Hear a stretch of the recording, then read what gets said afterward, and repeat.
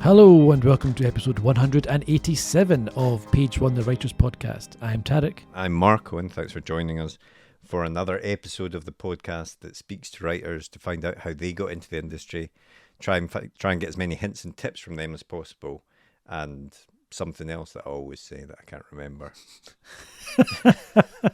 Professionals. Yes, professionals here. What is it? I changed it. See, what happened was that I slightly changed the wording of what I said there, okay, and that threw me off entirely. But anyway, to vary it up. It's a podcast about writers for writers. I think that's maybe a neater way of putting it. And we have a huge back catalogue of guests there, so please do go and check those out if you haven't already.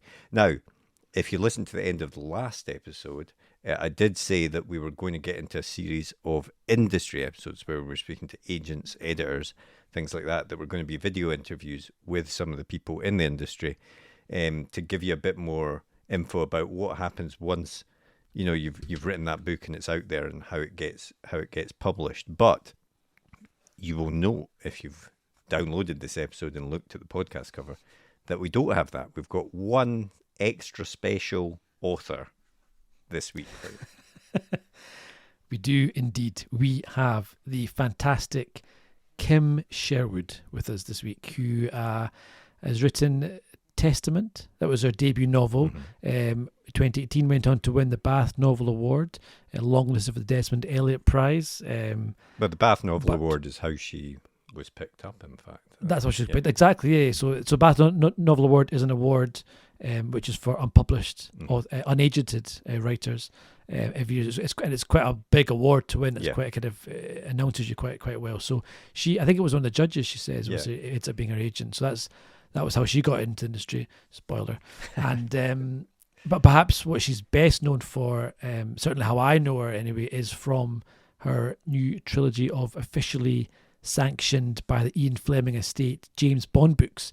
So Double or Nothing came out in 2022. That was the first one, and she'll chat about it. It's kind of a modern take on Bond. A modern take on Bond isn't the Bond is in the books mentioned and everything, yes, but it focuses on the other double O's, which is always interesting. It sort of expands that world. Yeah, that's right. I remember as a kid watching GoldenEye, and I loved the fact you had 006 in there, because it was like, it kind of gave you that bit more of the world building around it. And obviously he was an arso, so I think these agents are much nicer. And our latest book is A Spy Like Me, which is the second James Bond book out this week. Today at time of recording. So yesterday, if you are listening to this on day of release. You could keep going. So confusing. 2 days ago if you're so listening. 2 days ago if you're on Saturday. But yeah, no, it's a great chat. She's super interesting. And she also teaches on the creative writing master's course at Edinburgh University. Yeah, it's a really, really interesting chat. Just hearing about, how she broke in, and also, working with a property like James Bond and what all that involves, and how she even got that gig in the first place, which is also interesting as well. So, we'll get straight into it after a quick advert for a writer's notebook. Then we'll be back at the end of the podcast with a bit more chat and to let you know a bit more detail about these industry episodes that are coming up next week. But for now, on with the podcast. The blank page. To some, it's terrifying, an obstacle to overcome. But we prefer to think of it as an opportunity, a blank canvas to be filled with all of the adventures and characters in our head. So how to overcome that fear? Well, we all know the best advice for a writer is write. Seriously, get words on the page and more will follow. But what about later, when you start trying to pull those threads of what you've written together? What about the character you wrote about way back at the start? Who was she again? What was she carrying? And where did she leave the MacGuffin that she now really needs in the third act? Think about all those top thrillers you like to read, or that amazing drama you just watched. What did they all have in common? Structure and planning. As aspiring writers ourselves, we've tried many different methods to try and organise all the thoughts about the stories we want to tell. We've been there searching for a piece of scrap paper to note something down, or making a quick note on our phone in between meetings. Or sometimes we'll make a note in whatever notebook we're carrying, or a document on our laptop so we don't forget that great idea. let's be honest, it can all be a bit messy and it's easy to lose track of everything. And that's when we realised it's not just a story that needs structure and planning, but the way we gather all of our thoughts about it as well. And so we made Page One. Page One is more than just another notebook. It's a place to put down all your ideas for your latest project, divided into easy-to-use sections that will help you plan your story, so that when that blank page comes calling, you're ready to answer. And then afterwards, once it's written, we realised you need to plan how to let people read it, so we included a section relating to submissions. Each one is designed for one project, whether you want to write a book, screenplay, a comic, or any other kind of story. We truly believe that when you use it, it will help you get to the main event, writing your story. So we hope this helps. We can't wait to read what you come up with. And remember, every story starts with page one.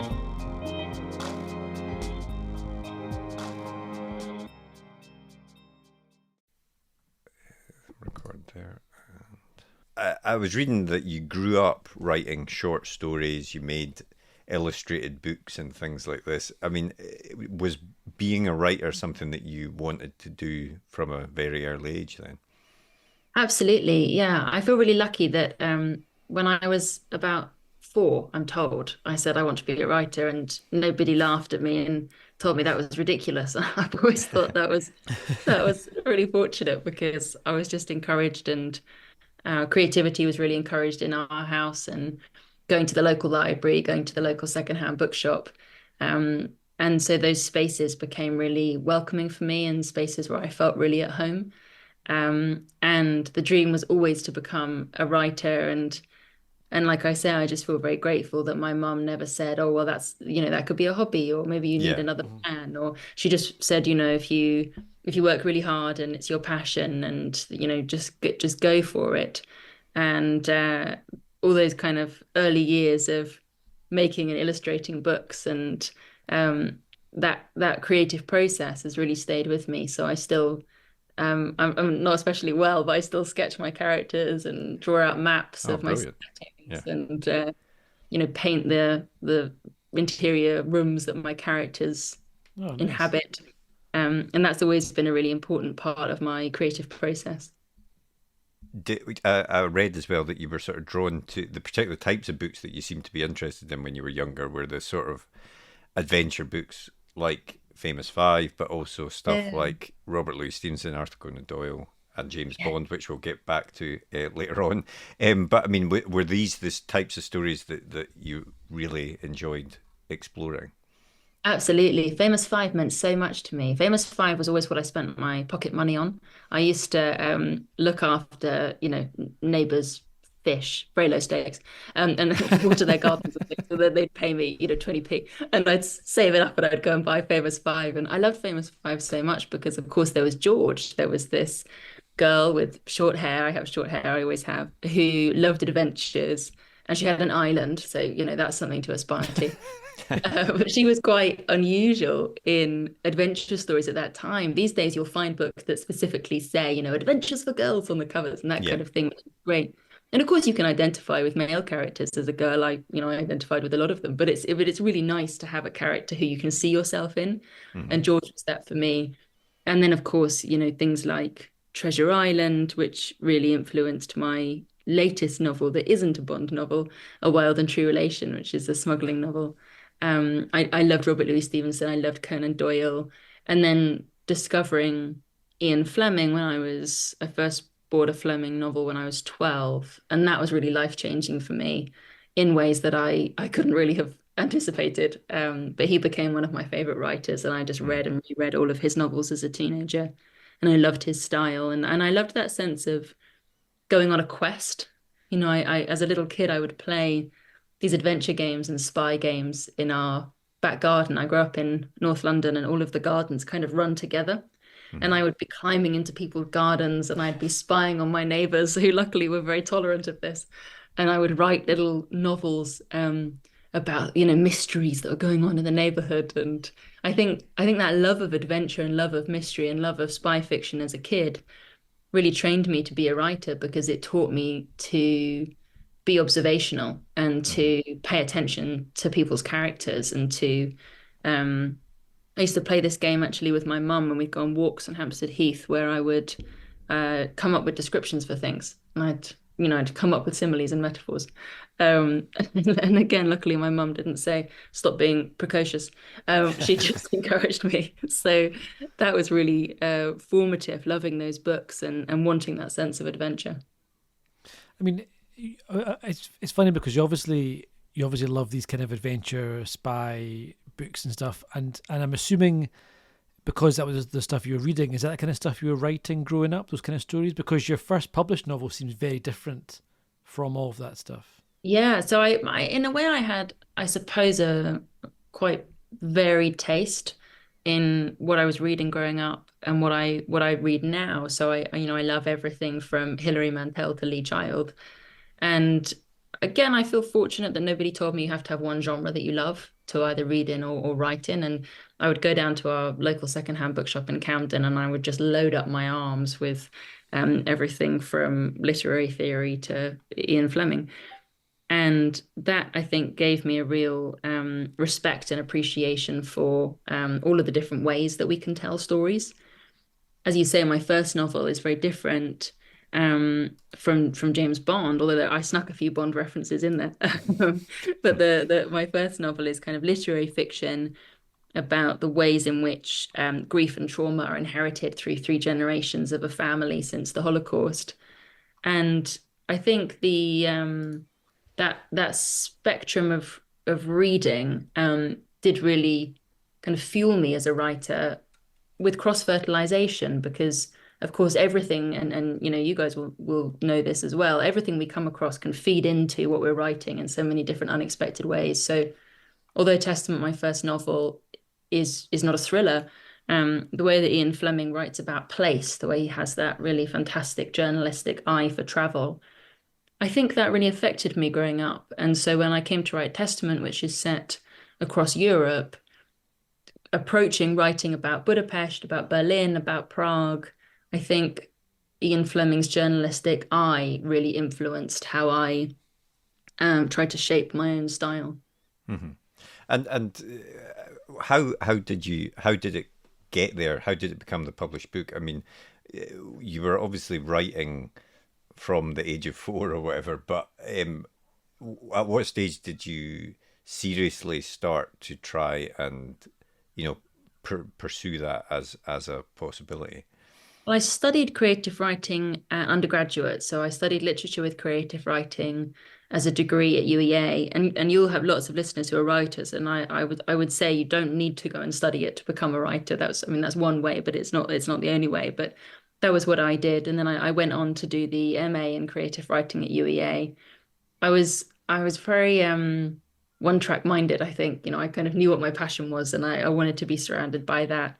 And my first novel came about sort of in a way as a surprise, because I thought that my first novel was going to be A Wild and True Relation, my recent kind of, it's a literary historical feminist smuggling adventure that just came out last year, and I thought that would be my first novel.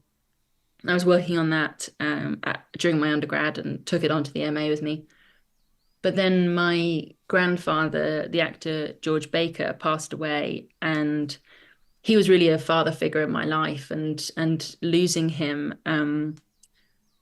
really in some ways turned my world upside down. And I think often we turn to writing as a way to process those paradigm shifts when everything we know suddenly doesn't seem true anymore. So I started to write Testament, and it was really born from grief, and it's about the relationship between a granddaughter and a grandfather. And it's not my grandfather's life story, but the seed of it came from my relationship with him and losing him. And I wrote that novel for 7 years before I had an agent, not knowing if it would be published or not. But I think, for debut writers, I would always say, I think that we write to answer some inner question that we have, and we might not always know what that question is. Sometimes it can take years to articulate, but there's some kind of inner compulsion that drives us to spend years coming up with these imaginary people and thinking about them, more often than we think about real people in our lives. So there's some real driver behind that. And for me, with Testament, I just had to write it. I had to use the novel as a container for my grief and a container for what I was learning about the Holocaust and my family's losses and survival through the Holocaust in Hungary. So I was working on the book for 7 years, didn't know where it would be picked up or if it would be. Finally got to the end, sent it out to agents, and then there's the agonizing wait where you're refreshing your email every 5 minutes. And over about 9 months, maybe, I just got rejections or encouraging no's, but nobody wanted it. And then my partner was really encouraging me to enter the Bath Novel Award, which is an international award for unpublished manuscripts. Mm-hmm. And I wasn't doing it, and I was kind of hesitating. And then on the night of the deadline, like 5 minutes to midnight, Nick said to me, well, why aren't you submitting the book? And I said, well, I just, I don't think it would get anywhere. And he said, well, if that's the only reason, I really think you should go for it. So he kind of walked me over to my computer, and we got the submission form up and pressed send. I'm told I'm their latest ever submission.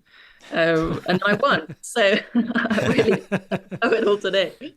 And the judge became my agent, Sue Armstrong at Conville & Walsh. So that was extraordinary. And I always say that to my students, that you don't know which door will open for you, and you might get lots of rejections. You probably will. But it's just about knocking on doors, and one day the right door will open, and you only need one door to open. And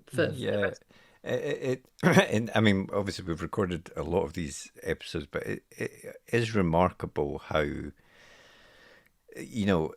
so much of the being successful in this world is, yes, you have to write well and you have to write something good, but a lot of it is just serendipity. It's timing. It's getting it in front of the right person at the right time, and it makes a massive difference. And obviously that is completely out of the hands of the author. So I guess all they can do is, write the best thing that they can write, and as hard as it is, not let these rejections, if they come in, knock them back and put them off, because that I don't know if it was, but that probably played some part in your hesitancy to your reticence to enter that competition. Absolutely. And there's I live up in Edinburgh now, and there's that great Scottish saying, what's for you won't go by you. Mm-hmm. Mm-hmm. I really love that. I think that's true in life, and it's true in writing.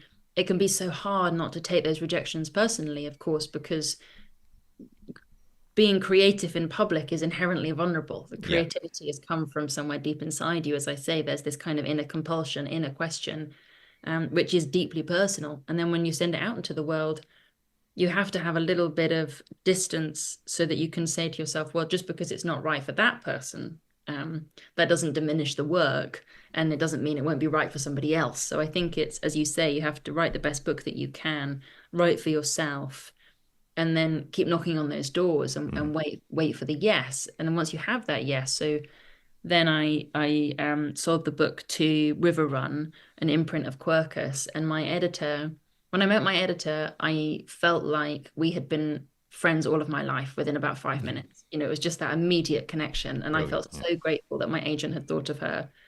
And she was the big yes, because again, the novel went out on submission. Lots of publishers passed. It's a sort of tricky sell, debut novel about the Holocaust, commercially. People would kind of raise their eyebrows at that. But Rose, my editor at River Run, she went for it. And it's funny, she had imagined, because she loved the book so much, that there was intense competition for it. So she was really fiercely going for it with my agent. And years later, I said to her, but you're the only one. And she was like, oh my God, I'm going to give you a small advance. But she had the passion. But it's also interesting because it sounds like writing Testament was a kind of therapy, I suppose, in a way, that, to get through your grief and to explore this kind of complex family relationships that you had, and obviously, you talk about having to put the right book to the right person at the right time, but it's also probably writing the right book at the right time, because you put your book you were writing to one side to work on this. You had this kind of compulsion to say, no, I need to stop working on what became a wild and true relation, and I need to write this book now. And I suppose that's someone you have to listen to if you have this urge to tell a story. It probably means it's the right time to write it because it's fresh and it's raw. I think that's right. I think the right project comes along at the right time, and it could be tricky. Sometimes I'll have students saying to me, well, I'm procrastinating from my dissertation, say, and I've started another novel. And I always have to check in with them. Is that because you're scared of your dissertation and so you're distracting yourself? Or is it because actually your dissertation is the wrong book and there's something else calling you? And I think with Testament, it was an act of catharsis and containment to externalize what I was processing onto the page and have it safely contained on the page. I had to write that book. I think also I needed some distance from A Wild and True Relation because I had started writing that book as a student, and I took it onto the MA with me. And institutionalized creativity in some ways is a strange notion, and I say that a little bit hypocritically because I'm a lecturer in creative writing at the University of Edinburgh.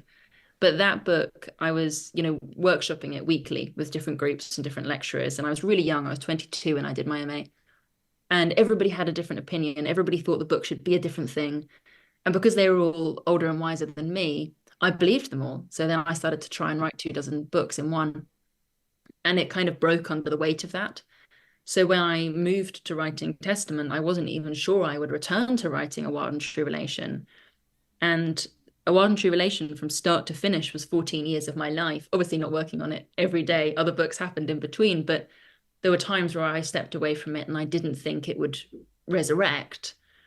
And I think in those moments, sometimes we do have to have some distance, and we might, say to people around us, nope, that book's done. I'm never going to write it again. And I think it's really important to have people who will be your champions and will say, well, we loved it and we hope that one day you return to it. And people who kind of give you that encouragement. Yeah. Similarly to Nick encouraging me to enter the Bath Novel Award, I think it's really important to have those cheerleaders and champions around you, whether it's friends, whether it's family, whether it's mentors, because writing relies on the creative spirit, I suppose you could call it, working. And sometimes there'll be moments where we just don't have that faith and that self-belief, or we just don't have the energy. And if you've got people around you saying, oh, but we really loved those characters, we want to find out what happens next, that could just mean the world in encouraging you to go back to a project later. Yeah, I think that's absolutely true, because writing is so solitary as a thing. It's you in your head, and you're writing it out there, and sometimes it goes easy, sometimes it flows, but getting the smallest bit of encouraging feedback or whatever goes a long way in helping you keep going, I think, at times. So, I totally agree with all of that. Now, your second published book was, of course, the first in this new Bond trilogy. And obviously, you've talked about your love for Ian Fleming and stuff. How did it come around? Because it's not the most logical move from writing Testament, not a natural winning leap, the Bath Novel Prize, to then suddenly writing this. So how did that happen? Well, it was an extraordinary turn of events that was completely unexpected. One day my agent called me and said the Ian Fleming estate is interested in talking to you about writing James Bond. And I genuinely thought it was a hoax. I thought that she was just playing a really cruel joke on me. But she had remembered that the very first time I ever met with her, after I'd won the Bath Novel Award, my agency took me out for lunch. And she said to me, what are your writing dreams? And I said, one day I want to write James Bond. And she didn't laugh at me. So she took it quite seriously. She said, oh, yeah, you should do that. So I thought, well, I'll sign with this agent for sure. And she had remembered that. And years later, she heard that the Fleming estate were looking for a new writer because Anthony Horowitz's tenure had come to an end. Mm-hmm. And they wanted to go in a new direction with the project. And they'd been looking particularly for kind of younger writers and female writers who were massive Bond fans. And they'd kind of been coming up empty. Mm-hmm. And so Sue got in touch with them and said, well, I might have the writer for you. And they had liked my first book, and they'd noticed the Bond references I'd put in there, flying my flag. And they invited me to send them some ideas. So I wrote them a letter, with every single idea I've had since I was 12 for a James Bond novel. And my agent said to me, is there any evidence we can send along as well to kind of prove that you're a Bond fan? Because it's really important to the family. This is their family legacy. They want somebody who's really passionate. And luckily, my mum had kept this bit of homework I'd done at school when I was 14, and our English teacher had asked us to write about an author that we admire. And I'd made this booklet on Ian Fleming, and it had illustrations and fill-out labs and all these things. So we photocopied that, obviously kept the original, photocopied that and sent it off to the Flemings and just said, this would literally be a lifelong dream come true. I mean, how could they say no after that, surely? Yeah, well, exactly. It would just be rude at that point. Be harsh. Yeah. They liked my ideas. They liked my homework. And they invited me in to chat with them, and it all kind of unfolded from there. So it's completely unexpected and a real lesson in saying very far-fetched dreams out loud, because one day they might just manifest. Yeah, absolutely. And how does the, you said you had to picture the Fleming estate and it's their family. Am I right? Is that right? It's still his family that's right, runs the yeah. estate. So how does that work in terms of, you're working in someone's sandbox and it's their it's their baby and they've still got the final sign off, I take it, and control. So how does it work in terms of what you're allowed to do or not do, and what you have to ask permission for and stuff like that? So they're really encouraging. Once they've chosen an author, they say, we've chosen you, we want your vision. The only criteria they gave me was to set it in the modern day. They wanted it to feel really contemporary and to expand the world of James Bond, introducing new 00 agents. But how I went about that was up to me. So I was given a huge amount of freedom. And the way that I wanted to approach it was to take this it's an opportunity and a challenge to bring in these new 00 agents, because of course James Bond is such a star. So the way that I envisioned it was, if he is a star, then he has his own gravity. And if he's on the page or the screen, all eyes go to him, all energy is drawn to him. So if you want to introduce 004 and 003 and 009 as main characters, James Bond needs to step into the shadows a little bit and allow the spotlight to move on to those new characters. So I decided that he had gone missing on a mission, and MI6 didn't know whether he'd been captured, whether he'd been killed. And these new 00 agents were trying to find him, while also in Double or Nothing, trying to avert a climate disaster. And I kind of mapped it like a universe. I thought about how all these stars are related to each other. So we have 003, Johanna Harwood, the first main character to be a female 00, who's had a romantic relationship with Bond in the past that hasn't ended especially well. I don't think it would be a shock to anyone to hear. She's now in a relationship with 009, Sid Bashir, who was mentored by Bond. So there's a slightly uncomfortable love triangle going on in the workplace. And then there's 004, Joseph Dryden, who's former special forces and just knows Bond as a kind of surly, good-looking man around the office who's gone missing, and that mainly just represents a security risk to him. So the agents have kind of different relationships to Bond, and he's more or less present depending on which strand you're in. And I decided to make it multi-stranded, make it an ensemble cast, because I thought it's an opportunity to create a little bit of a different structure. The James Bond novels are traditional quest narratives. You have your single hero who gets his mission from M, and he goes out into the world and he picks up a couple of allies and he slays the dragon and he gets the prize at the end. So if I'm going to do something a little bit different, I thought, let's make it an ensemble cast, let's make it multi-strand, multi-protagonist. And that also takes a little bit of the pressure off these new characters, because if you say to people, right, in the first book, James Bond is missing and I'd like you to meet 006, and he's a tall white man with dark hair and grey blue eyes. He's very charming. What would be the point? So I thought this is an opportunity to, how I said earlier on, I used to play James Bond in my garden as a little kid. I'd always play as James Bond. I didn't play as a Bond girl. And that's no insult to Bond girls, but nobody wants to be rescued. You want to do rescuing. You want to be the hero of your own story. And this seemed to me to be an opportunity to bring in some more diversity and inclusivity into the Bond franchise and allow more people to see themselves as the hero of their own story. So we can bring in double O's with different backgrounds, different perspectives, and also reflect the reality of modern intelligence services, where diversity, I read on the MI6 literature, they said diversity is a strategic asset. And I thought that was a particularly cold way of putting it. But, it's really fascinating that they have kind of seen it as in response to particularly 9/11. They did this kind of audit. This was the CIA. They did an audit and they realized that one of the reasons they'd missed a lot of the indications leading up to 9/11 was that everybody was very kind of waspy. There's a lot of white Anglo-Saxon Protestants with the same perspective, so they'd all missed the same clues, and none of them had thought to question each other. And they call it perspective blindness. And they said, in response to this, we have to develop diversity as a strategic asset. So I thought that was really fascinating, and it kind of shows how a lot of the media that we see about the spy world, which can be very kind of white and heteronormative, really actually isn't the reality at all. Yeah. And how was it writing a book, compared to writing your own stories, your completely own stories, like A Wild and True Relation or Testament? Obviously, there's a lot exists already, and so in that sense, and there's a lot of familiarity that people will bring to that, right, to a Bond novel. So is that easier, or is that harder, or is it a bit of both?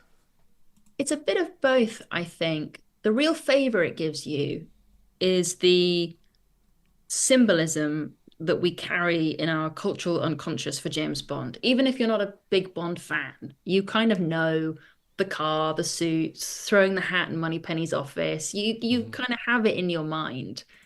And that, as a writer, gives you this really rich symbolism that you can call on very deftly at a moment's notice in any scene. And it almost... there was actually a nice review. I don't usually read reviews because I think that way madness lies, but there was a nice review of Double or Nothing in the Washington Post. So I did read that one. And they described James Bond as a series of gestures that I had given to other characters in the novel, in that 003 drives a very beautiful fast car, the Alpine, 004 where Joseph Dryden is very well dressed, those kinds of things. Yeah. I thought that was a really interesting idea, James Bond as a series of gestures, because it does have that kind of quick reference that we can all go through. And so that really lends itself to almost a kind of treasure box that you can rummage through. And you can say, right, what image do I want in this moment? I think also because I started to read Fleming when I was so young and he really influenced my style, I just tried to become more self-aware around how he'd influenced my style. And I thought about these connecting DNA points between his writing and mine.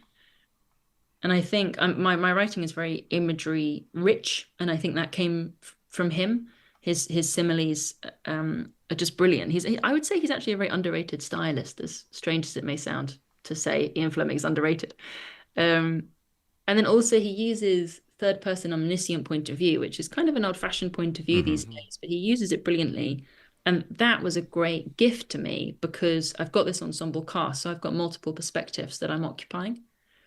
So I tried to think about how I could draw on this rich heritage. I reread all of the novels. I thought about plot strands that he'd left untied that I could pick back up again. So you'll meet some familiar favourites in Double or Nothing and A Spy Like Me, and also some characters who are less well known because they never made it to screen.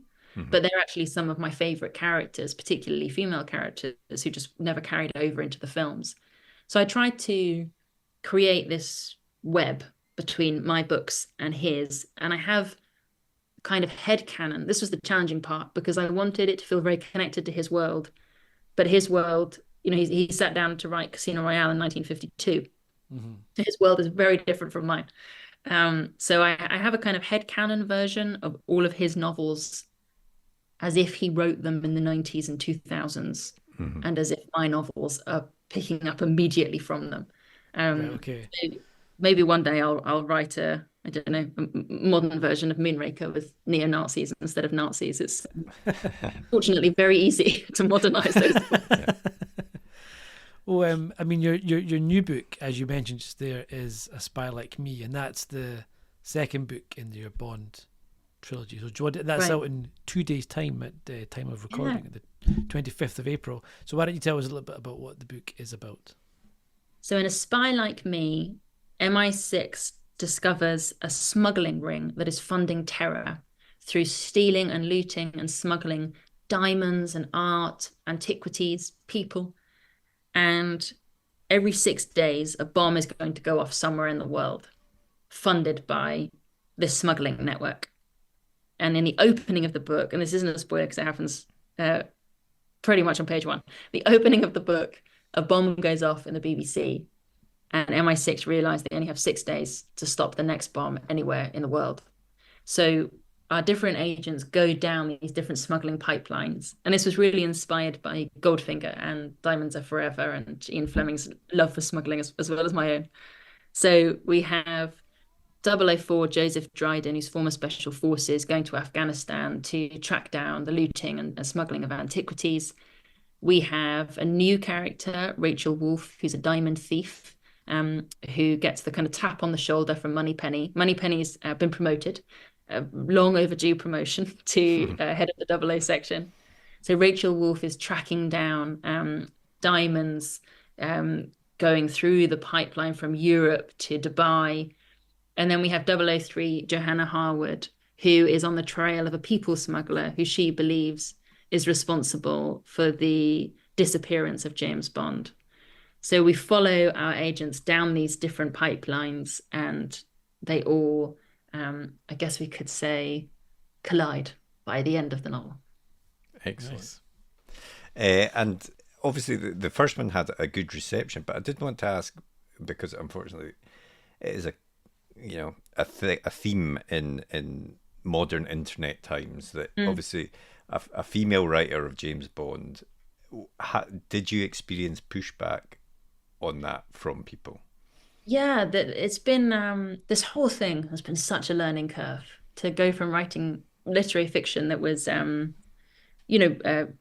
received well and won awards and sold well and everything, but it's a totally different world than writing something like James Bond. So I was really unprepared. I don't know if you actually could prepare, because it's just such a different experience. And I had a great favor actually with writing Double or Nothing. I was writing it during the pandemic and I wasn't allowed to tell anybody I was writing it. So it was a complete secret and I could just be in my dream world. And then when they announced that I was writing it, it went up as a news story on The Guardian. And for some reason, I didn't really even think people would notice. So it went up on The Guardian, tweeted about it. I went to make a cup of tea and I came back to my computer, and I mean, like, everything was just blowing up and I had thousands of notifications, and BBC was calling me, and I went down to the corner shop on the weekend and my face was in all the papers. Like, it was completely kind of mind-boggling. And at first the reception from what I would call the real Bond fan community was really positive, which was so fantastic to see. And people were excited by the idea. I think there's always been a lot of curiosity around, well, who are the other 00s? So there was curiosity around that. And people were excited to see a woman doing it, because the James Bond community is I would say one of the most kind of inclusive and diverse fandoms out there. And I think people were excited to see a different, not different direction necessarily, but a new vision being brought in. But then it went up on the Daily Mail and Sky News. And then I had just a kind of wave of misogyny and people saying I would, it was all of the different trolls from under all of the different bridges. So people afraid that I was going to make it too feminist, that I was going to make it too diverse, that I was going to bring in different sexualities. And I say afraid deliberately. I think a lot of this comes from a position of fear and people feeling like something they love is going to be taken away from them or not belong to them anymore. And so I can have some empathy for that, but it was really coming with a lot of I guess presumption that because I am a young woman, I was going to not be a Bond fan, and that this was going to be a kind of inauthentic You've come in to make it super woke and exactly, yeah, and really ruin kind it of for everyone. weaponizing that word. Yeah. And I sadly I wasn't that surprised. I think anytime a woman sticks her head over the parapet in a male-dominated field, this will happen. Yeah. And at first I thought, well, I just won't go on social media. I just won't look at any of it. But then I thought, well, that's not really fair, because there is this, what I would call the True Bond community, who've been really welcoming and positive, and it would be really fun to get to know these folks and get to play with them in this sandbox, because I'm one of them.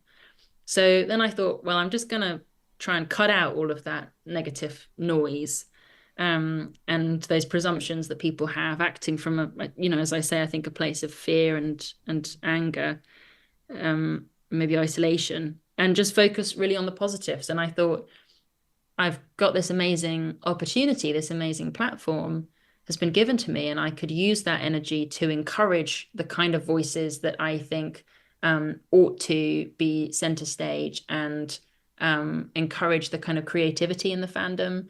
And so I've ended up collaborating a lot with folks like License to Queer, looking at Bond from a queer angle, doing a lot of kind of grassroots community events, a lot of podcasts that don't have big audiences, but they have really dedicated audiences, and it's people doing amazing creative stuff. And that's what I want to encourage. And the rest is kind of just noise, and it's nothing really to do with me. So I think, as if anybody's about to enter a world like this and is worried about it, I think my advice would be just to know it's nothing to do with you. So all you can do is put your energy into things that you really want to encourage, and don't reply, don't worry about it, don't read comments, just don't waste any energy on that. I'm always fascinated by these arguments, because whenever you get things, and you see it a lot in like remakes, like when something gets announced that they're remaking something, the fans of the original go mental, because they're like, how they're remaking Back to the Future, it's good, this is awful. This is good. No, as that if would someone's be gonna, wrong, Tarek.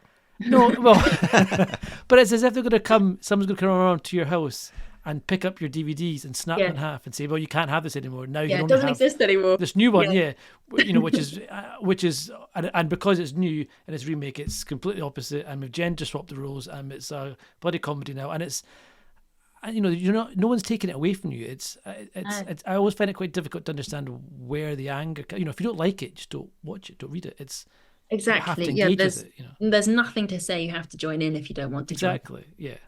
And I think my attitude is always the more the merrier, but I certainly wouldn't want to kind of bring people along who don't want to come along. That's fine. Yeah, exactly. But as you say, for me, being such a fan of Ian Fleming and all of the films, I find it really exciting whenever there's something that brings new energy into that world. So, when Sebastian Folks came in and did his Bond novel, I was so excited that they were bringing in, a writer like him, and that it was getting this new energy. When a new comic book comes out, how cool to get to see it in a different way.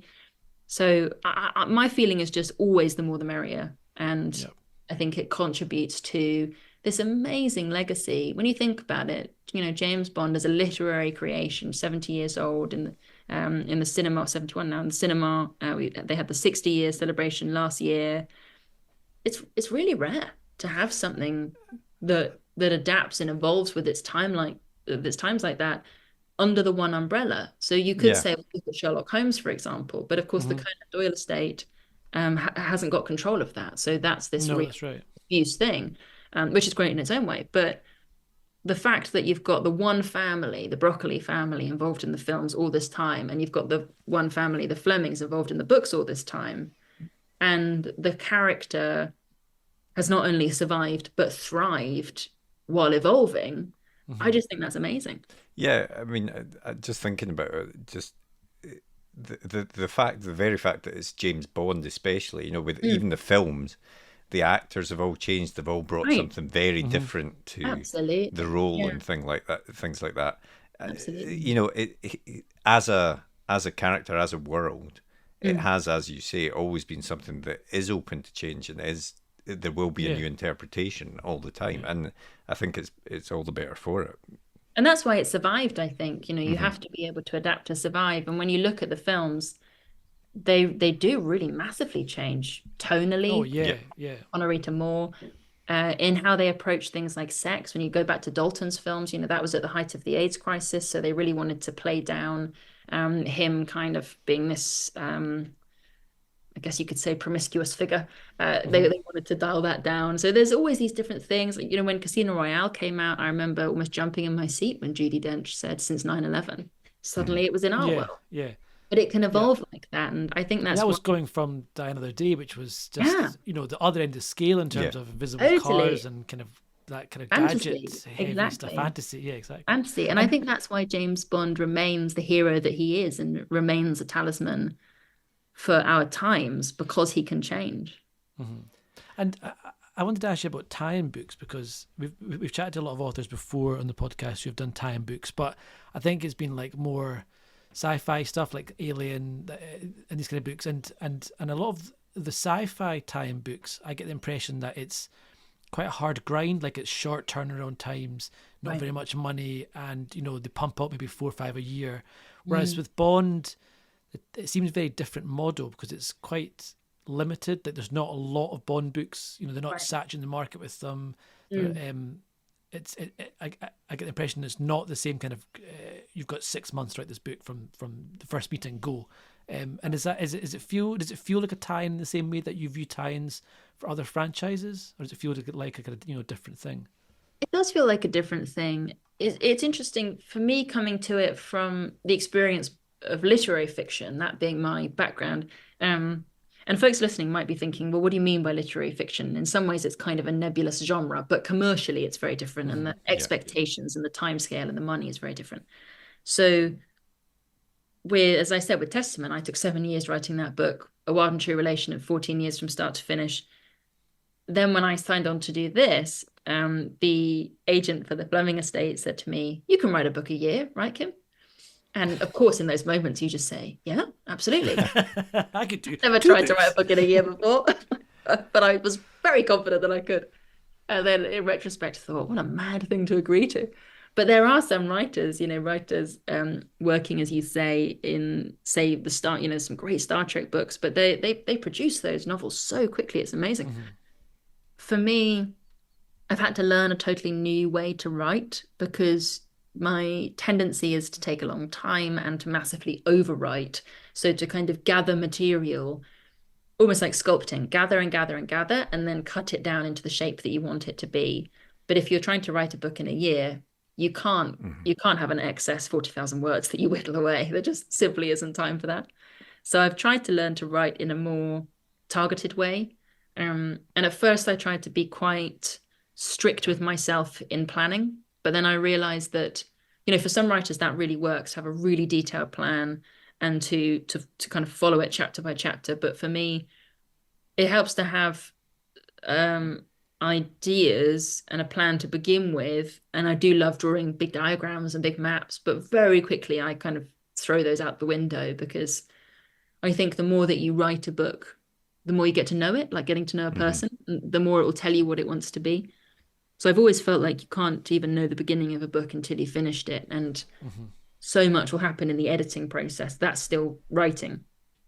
But I've had to learn to do that on fast forward, because there's no time to kind of go down a 40,000 word cul-de-sac and realize that it went nowhere. So for me, the pressure of bringing the books out has been something I've never experienced before, and something that has been a challenge. But I keep thinking about, who was it that said pressure is a privilege? Maybe Billie Jean King. I keep thinking about that. It's times where it feels hard. I think, well, you are writing James Bond, so.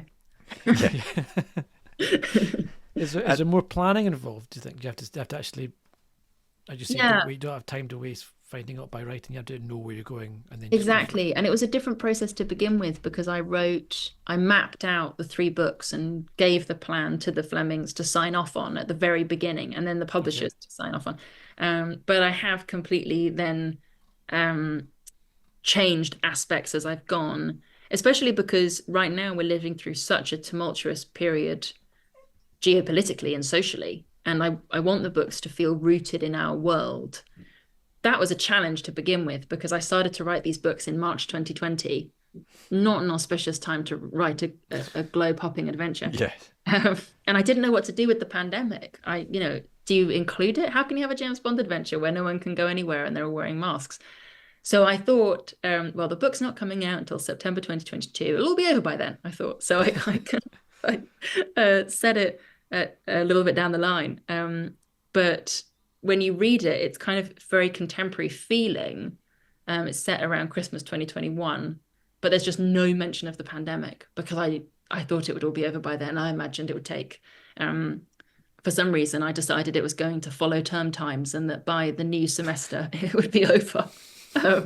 So but book one has that strange quirk. Book two is much more kind of rooted in reality. And because of that, it's changed shape a little bit. So, for example, one of the main characters, Joseph Dryden, he is former special forces. And this was some research I did around kind of the reality of intelligence agencies. And I discovered that a lot of former special forces soldiers who are injured are then kind of medically downgraded from the front line, but they're recruited as spies because they have all of this experience and so much training and money has been poured into them. So they kind of go along that route.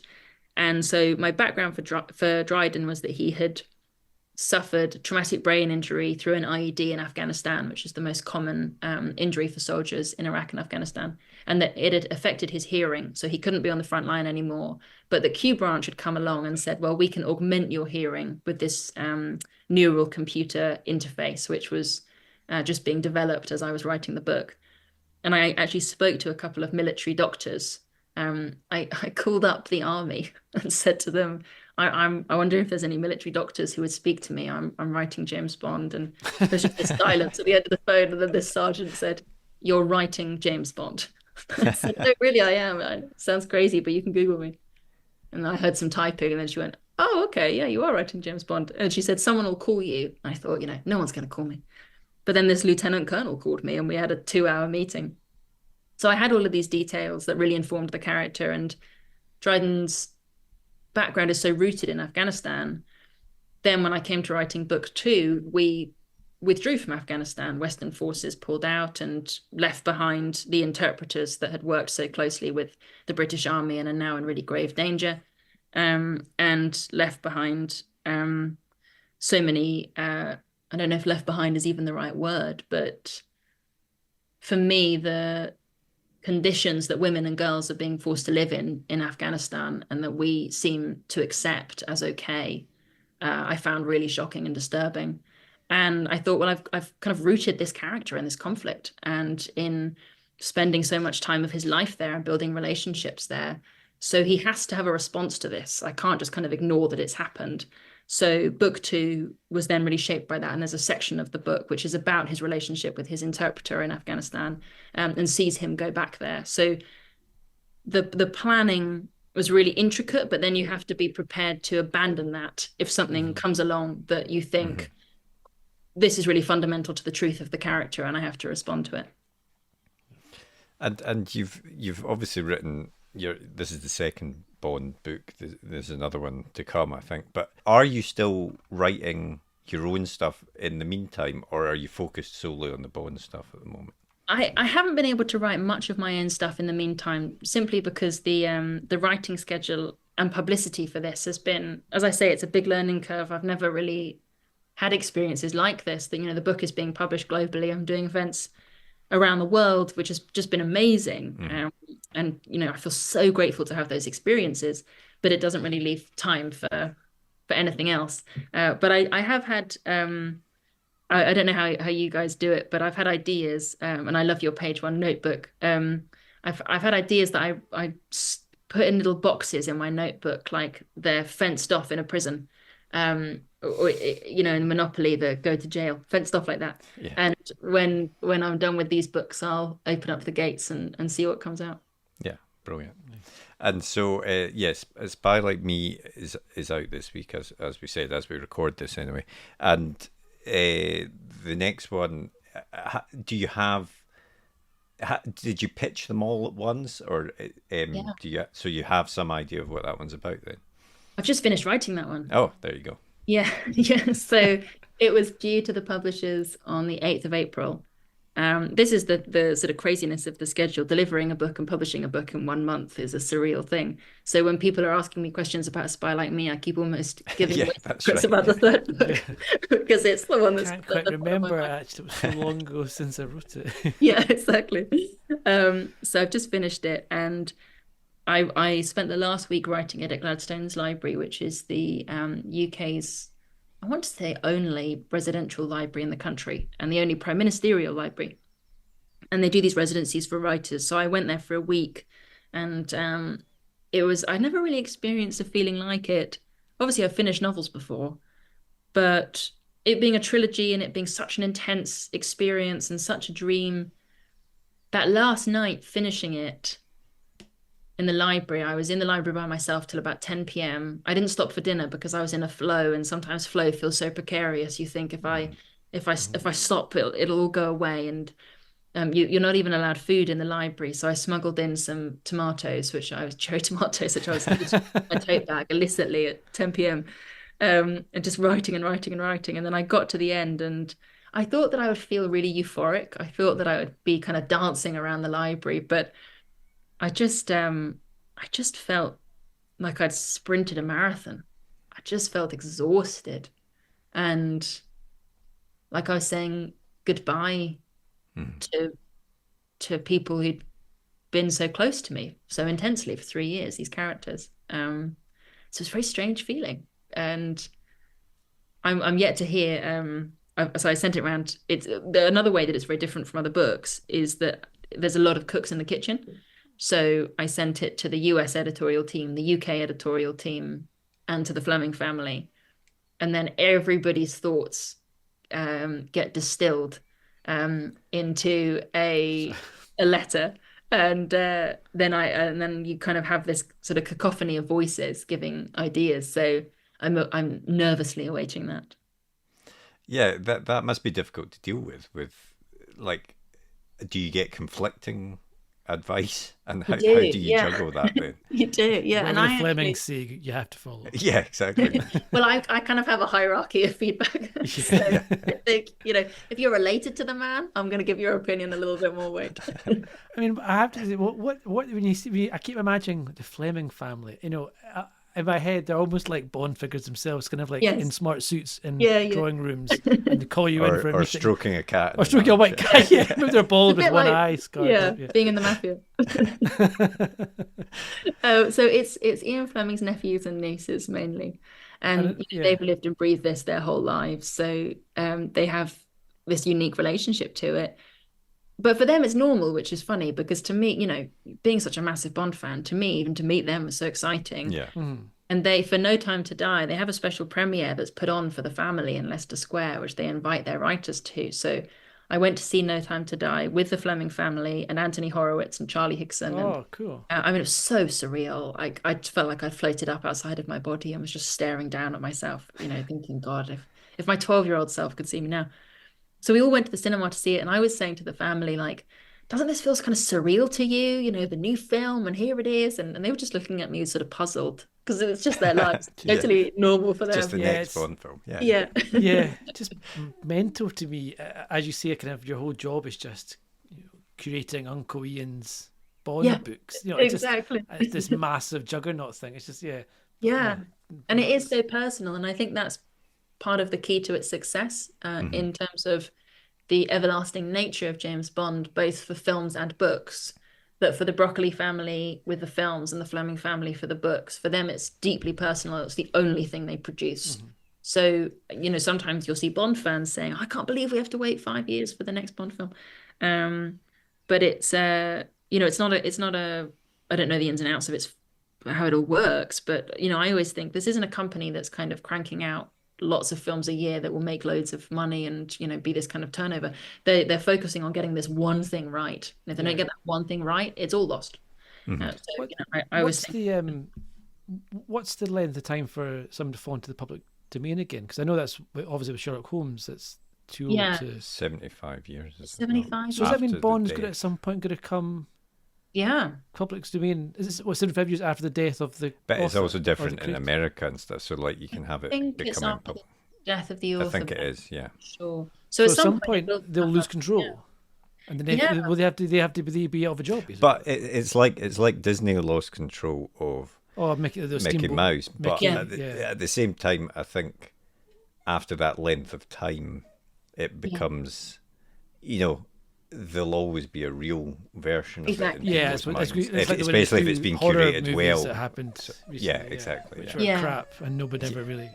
Exactly. There's the kind of, you want the, as a fan anyway, I want the seal of approval from Yeah, the of course. Yeah. Yeah. So to get to be, as a very proud geek myself, to be invited into this world, and as you say, be invited into to play in the sandbox, which I think is a great image for this, and to do something really unprecedented in expanding the world. There'd always been rumors before. I remember when Tomorrow Never Dies came out, people were kind of campaigning for a Wei Lin movie. When Die Another Day came out, saying it'd be great if Jinx had a movie, but it never, that's right. it never been this expansion.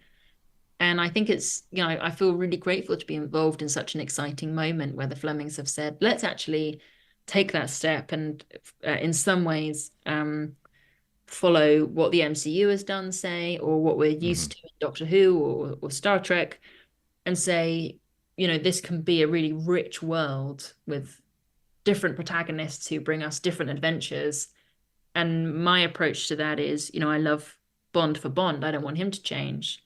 But I love being able to bring in these new characters as well and to tell these new stories.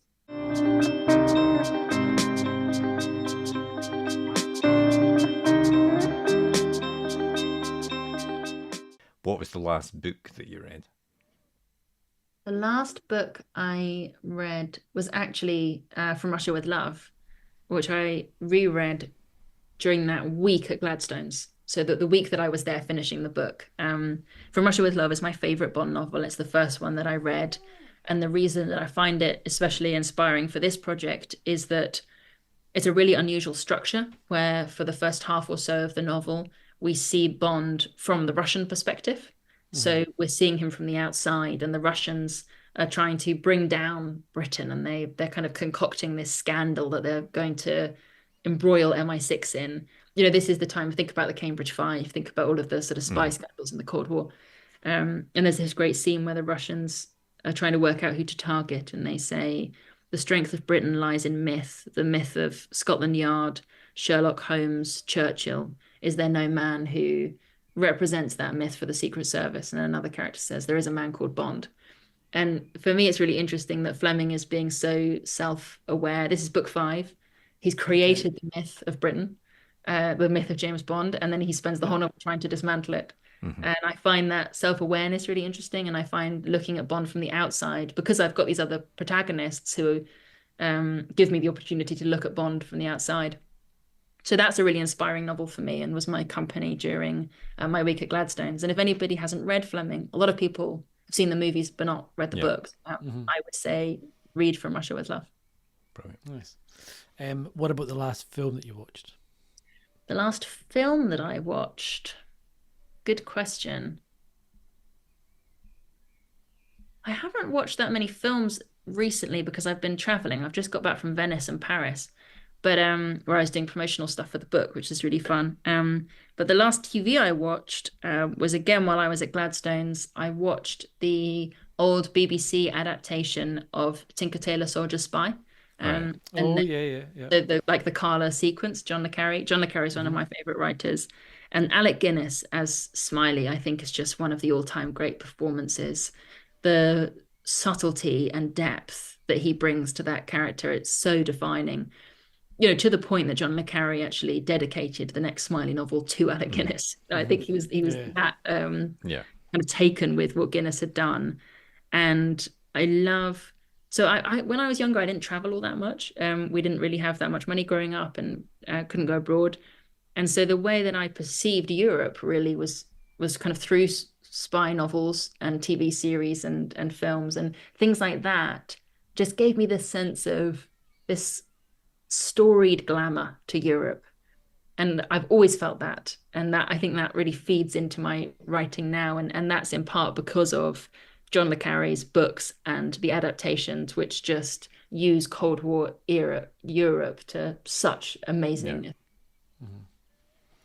Right. Well, that's the main stuff. But the very, very last thing we do is a super quick fire either or. And I always say there's no right answer here apart from perhaps one of them. But we'll start off with, let's go for Bond films or Bond books. Oh, God. See, immediately you say there's no wrong answers here, but I'm going to upset 50% of people. Bond films or Bond books? Well, because Ian Fleming's been such an influence on my writing, I'm going to say books. Fair enough.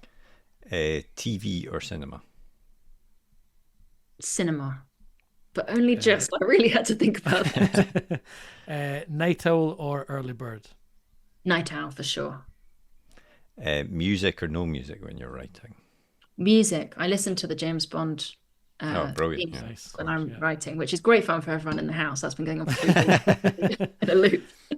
I'm going to go for another Bond one here. Odd Job or Jaws? Oh. I'm going to go for Odd Job because I think that sequence in Fort Knox is amazing. One of the best. Yeah. A fancy restaurant or a takeaway? Fancy restaurant. And the last one, a big, hulking, heavy paper book that's just horrible and probably smells a bit, or a really nice electronic ebook which is just light and, you can carry a thousand of them. I don't want to sway you obviously here, but just whatever one you think is the correct answer here. I want the big, heavy, smelly book. What do I have to say to make people pick an ebook? I tell you when ebooks are useful is when I'm traveling for research. So I have all of Fleming's novels on my Kindle. And when I'm going around and I'm going to a place that I want to write about and I'm there and I think, well, how did Fleming write about it? It's really helpful to be able to call it up. So Kim, that's what happens every time. People pick paper book and then they feel bad and they talk at length of how great ebooks are and it's wonderful things. If they're so wonderful, why don't you pick them?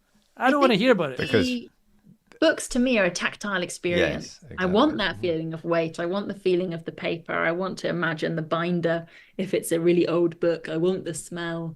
Libraries and archives are really my happy place. So anything book-lined is where I feel at home. Oh, okay. Fair enough. I'll give you that one then.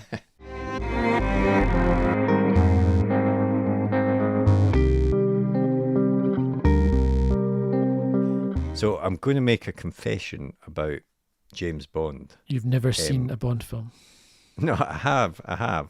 But when I was younger, I always thought, obviously Sean Connery, Roger Moore, Timothy Dalton, etc. I thought the concept was 007 James Bond was a sort of pseudonym. And I see, and they were all person different. Would take over, just taking on his code Bond, name or whatever. Yeah. I could totally see that. To be honest, it is.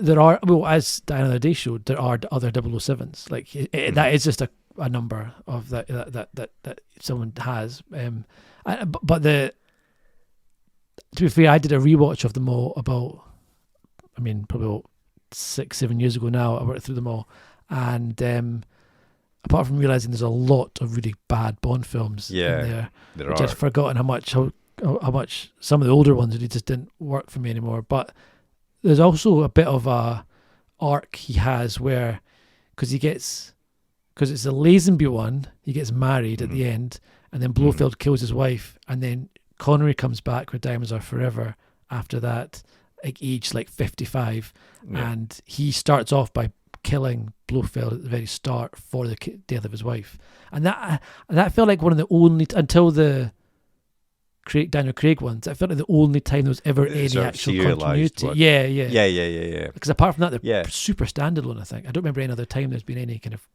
carry on. I suppose it's a much more modern phenomenon. Even in Kim's books, I suppose, as she sort of mentioned that sort of like the Marvel verse or whatever, expanding a universe. with a continuity seems to be a more modern I think that's approach right. to Yeah. these types Well, of things. we've obviously got Star Trek to thank for that, haven't we? It's the first Well, shared yeah, okay, universe sorry. or something. So, but yeah. Yeah, It me was calling out Marvel Marvel did there. it quite big, so I suppose. And also interesting how she had to kind of bring the older Bond books into modern time to have characters coming into it, and rechanging them a little bit. Yeah, totally. I mean, and also, I think when you take on, as we discussed there, when you take on any sort of franchise or a big IP, there must be, a moment of hesitation on the part of the author doing it, because even if they write the greatest thing in the world, you're going to get a lot of people that aren't happy with you, and even more so, sadly, if you're not probably a straight white man. Yeah, that's right. doing If you're totally, I think Kim mentioned that, and I think that's exactly right. If you're a woman, especially, or minority writer, or whatever, writing a beloved franchise, especially a franchise like Bond, I think, which is quite, it's got a lot of roots in like misogyny, and a lot of those kind of, especially the older movies, are quite very much like a kind of, he's a womanizer, and the Bond women are often quite lower down on the ladder of equality compared to the more modern Bond films, at least. But so I think it's a kind of fandom which is probably ripe for just being full of arseholes, really, which is a shame, because there's a lot of. But as she said, definitely not all of them. I think there's obviously quite a welcoming community there as well. But you're always going to have some of these fans, and you've seen what abuse people that have written or even acted in the Star Wars films and stuff have received, because they don't fit the stereotype that these fans want. It seems that sometimes the worst viewers are the fans. Like sometimes it makes you embarrassed to enjoy something, because I'm like, exactly. The whole Jar Jar Binks thing is just awful. I mean, the character was awful. I mean, I hate Jar Jar Binks. Don't get me wrong, he ruined Star Wars, but the vitriol that poor guy got is awful. Yeah, no, it's like they want things, they want these things made, they want more stories, but then as soon as someone tells a story, it's the wrong one, or something is wrong with it, so it's nonsense. But anyway. It's the internet, and it's just magnified, and it's worse now. It's easier to 100%. be. I mean, I thought what Kim was saying there about how she deals with it and stuff is brilliant, and a great example of how you should deal with it. I just think that it must be quite difficult at times if you're in that position to deal with. But thanks very much to Kim for coming on. As we said at the start, A Spy Like Me is just out, so you can go and pick that up right now. And I promised last week that we would get to industry episodes. We will next week, because we are going to start with an agent. A very special agent, in fact. Yes, a indeed. Secret agent. Yes, James Bond. is coming in. No. We're going to speak with Francesca Riccardi of Kate Nash Literary Agency, who, conflict of interest alert, she is my agent as well. But no, it's a really interesting chat with Francesca, because she worked on the sales side of publishing for a long time before she then moved across to agenting. So we get a bit of the perspective on both sides of the fence there. And it is a video interview as well, so you'll be able to watch that one on YouTube as well if you prefer doing that. Yeah. But that will be out next Friday, and it kicks off a whole batch of episodes where we're speaking to agents and editors and people like that, but in the book industry. So you can get we speak to a lot of authors. We see it from that perspective. We're going to see it from the other perspective as well. Yeah, it's a very, very fun episode next week. A lot of really good stuff. Very sweary, very fun. I liked it a lot. Yes. Content warning about swearing. But otherwise, if you enjoyed this episode, please do take the time to rate and review us on Apple Podcasts or your favourite podcast app, as that helps us to continue making this podcast. And of course, if you want to get in touch, you could always drop us an email in the email machine, which is podcast@rightgear.co.uk, or just search for @UKPage1 on any of the major social media sites. Indeed. But otherwise, have a great week, and we will see you, or you will see us next week. Nice. See you later.